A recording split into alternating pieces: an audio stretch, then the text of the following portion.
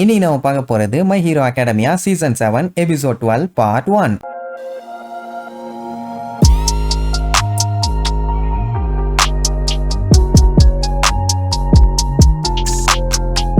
Open பண்ணா நம்ம இசுக்கு மிடோரியாவை தான் காட்டுறாங்க. அவன் இன்னுமே டிராவல் பண்ணி போய்கிட்டே தான் இருக்கான். அவனால இதுக்கு மேல வேகமாலாம் மூவ் பண்ண முடியல. அதனால அதே ஸ்பீடை மெயின்டைன் பண்ணி போயிட்டு இருக்கும்போது நம்ம ஒன் ஃபார் ஆலோட ஃபர்ஸ்ட் யூசர் இருக்காருல்ல, அவரு திடீர்னு வந்து எனக்கு ஏதோ சரியில்லைன்னு தோணுது. அங்க என் அண்ணன் ஆல் ஃபார் ஒன்னு குண்டக மண்டக ஏதோ பண்ணி அவனோட குவேக்ஸ் பவரை இன்க்ரீஸ் பண்ணிட்டு இருக்கான். சோ சீக்கிரமா போய் அவனை தடும்பான். நம்ம இசுக்கு மட்டும் என்ன மாட்டேன்னா சொன்னா அப்படியே கட் பண்ணா. இங்க எல்லாருமே பயங்கரமா ஃபீல் பண்ணிட்டு இருப்பாங்க. ஏன்னா போன எபிசோடு டொமுரா கச்சானோட நெஞ்சுக்குள்ள கைய விட்டு ஹார்ட்டை கிண்டிட்டானே.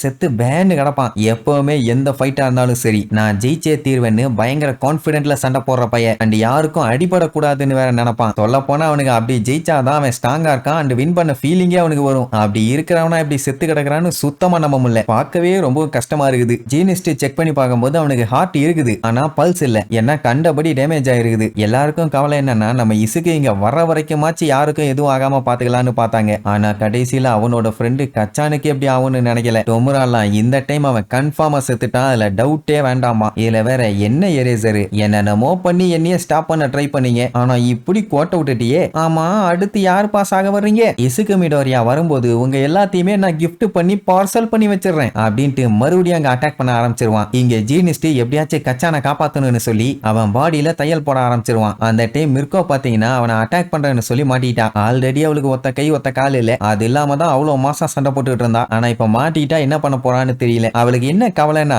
டொமுராவை அன்னைக்கு நினைச்சிருந்தா அவ கொண்டுக்கலாம். ஜஸ்ட் ஒரு ஸ்டெப்ல மிஸ் ஆயிட்டான். ஏன்னா அந்த லேப்ல இருக்கும்போது எல்லா நோமுவையும் தாண்டி இவ தானே உள்ள போனவ. அதைத்தான் அவளால சுத்தமா தாங்க முடியல. அவன் என்ன சொல்லுவான், நீ ஒரு வெங்காயம் மட்டும் என்னைய போட்டு தள்ளுறக்காண்டி அன்னைக்கு வரல. ஏகப்பட்ட ஹீரோஸ் அங்க இருந்தாங்க. அவங்க நினைச்சிருந்தா கூட என்னைய போட்டு தள்ளிருக்கலாம், ஆனா பண்ணலையே. இப்ப என்னடானா ஏதோ ஹீரோஸ்க்கு பஞ்சம் மாதிரி பொடுசுங்களெல்லாம் சண்டை கூப்பிட்டு வந்திருக்கீங்க. அதான் ஒவ்வொருத்தரா செத்துக்கிட்டு இருக்காங்க. அன்னைக்கு நீ உன்னோட ஃபர்ஸ்ட் மூவ் பெஸ்ட் மூவ கொடுத்த இருக்கோ, ஆனா அதெல்லாம் பத்தல.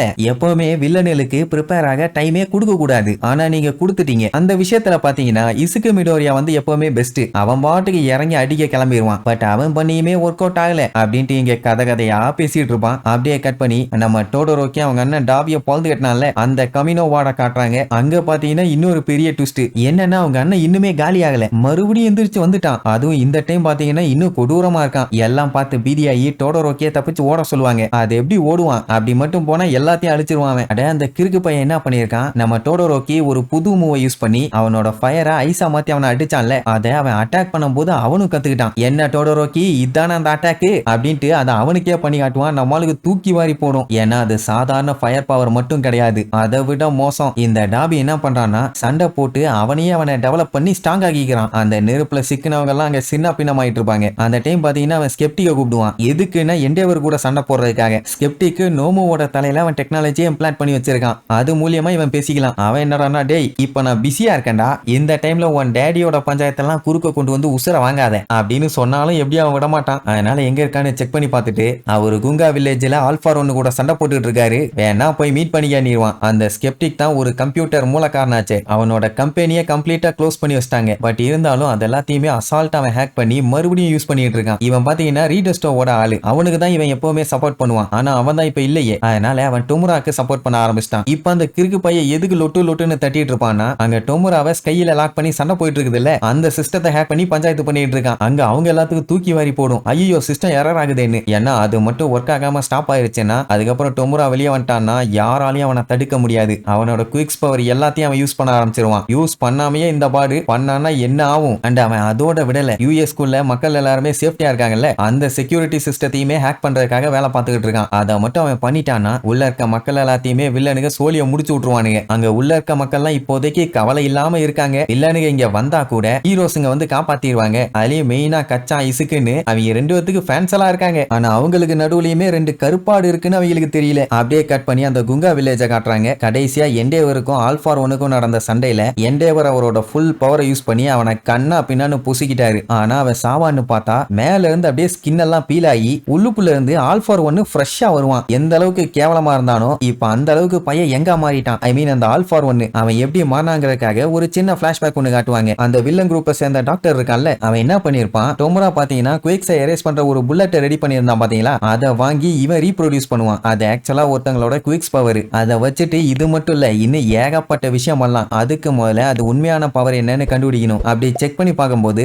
இப்போதைக்கு இதை யூஸ் பண்ணி அடுத்தவங்களோட குயிக்ஸ் பவரை எரேஸ் பண்ணுவானுங்க. ஆனா அதோட உண்மையான எஃபெக்டே வேற. ஆக்சுவலா இது எரியோட குயிக்ஸ் பவர். அதை இந்த டாக்டர் பெர்ஃபெக்ட்டா மாத்திட்டான். எப்படின்னா ஏஜை ரிவர்ஸ் பண்ற மாதிரி. உடனே அவனுக்கு செம ஹாப்பி. ஆனா இதுல ஒரு பஞ்சாயத்து என்னன்னா, இதை ஒரு டைம் மட்டும் தான் யூஸ் பண்ண முடியும். நான் இல்லாம நீ வெளியில வந்துட்டீன்னா இதை பார்த்து பக்குவமா யூஸ் பண்ணு, எனக்கு நீ ரொம்ப ரொம்ப முக்கியம் அப்படின்னு அந்த டாக்டர் ஒரு ரெக்கார்டர்ல ரெக்கார்ட் பண்ணி வச்சுட்டு போயிருப்பான். அதெல்லாம் கேட்டுதான் ஆல்ஃபார் ஒன் அதை எடுத்து வச்சிருந்திருப்பான். இப்ப என்னன்னா அந்த பவரை தான் அவன் யூஸ் பண்ணியிருக்கான். ஆக்சுவலா இந்த மாதிரி ஒரு சிச்சுவேஷன்ல அதை யூஸ் பண்ணுவான்னு அவன் எக்ஸ்பெக்ட் பண்ணவே இல்லை. இங்க அப்படி எங்க அவன் மாறதை பார்த்துட்டு இவங்க ரெண்டு பேத்துக்கு அள்ளு விடும். அடிச்சா மூஞ்சி வீங்கணும், எரிச்சா சாம்பல் ஆகணும். ரெண்டுமே இவங்க பண்ணிட்டாங்க. ஆனா ஃப்ரெஷ்ஷா ஃப்ரிட்ஜ்ல வச்ச ஆப்பிள் மாதிரி தக தக தகன்னு வந்து நிக்கிறானே. இப்ப என்னன்னா அவனோட பிசிக்கல் ஃபார்ம்ல பீக் லெவல்ல இருக்கான். இதே நிலைமையில அவன் கூட சண்டை போட்டாங்கன்னா டண்டனக்காதான். டோகோயாமி பார்த்தோன்னே கண்டுபிடிச்சிட்டா அது எரியோட குவிக்ஸ் பவர்னு. கண்டுபிடிச்சு என்ன பிரயோஜனம், அதான் பயங்கரமா மாறிட்டானே. பட் அதுலயுமே ஒரு டிஸ்அட்வான்டேஜ் இருக்குது. அவன் ரீவைண்ட் பண்ண ஆரம்பிச்சிட்டான்னா அது அப்படியே ஸ்டாப் ஆகாது. அவன் அடுத்தடுத்து சின்ன பையன் ஆகிட்டே தான் போவான். கடைசியா குழந்தையா மாதிரி காத்தோட காத்தா கரைஞ்சிருவான். அதுதான் இந்த ரிவர்ஸ் ஏஜிங். அதை ஸ்டார்ட் பண்ண மட்டும் தான் முடியும், ஸ்டாப் பண்ண முடியாது. அதனால தான் டாக்டர் அதை பார்த்து யூஸ் பண்ணுன்னு சொல்லியிருப்பான். அந்த டைம் அவன் என்ன பண்ணுவான், அங்க இருக்க ஒருத்தியை பிடிச்சி அவளோட குவிக்ஸ் பவர் ஆட்டையை போட ட்ரை பண்ணுவானா. நல்ல வேலை ஹாக்ஸ் வந்து காப்பாத்திடுவான். இப்போ இவன் செத்து போயிட்டான்னா எல்லாம் முடிஞ்சிருமே, அப்புறம் எதுக்கு இந்த பவரை யூஸ் பண்ணலான்னு நீங்க கேட்கலாம். அவன் ஆல்ரெடி சாக போற நிலைமைக்கு போயிட்டான். பட் இந்த பவரை யூஸ் பண்ணிட்டா மறுபடியும் பழைய நிலைமைக்கு அவன் வந்துருவான். அந்த கேப்ல இங்க இருக்க ஹீரோஸ் எல்லாத்தையுமே போட்டு தள்ளிடலாம். அது மட்டும் இல்லாம இங்க இவன் செத்தா கூட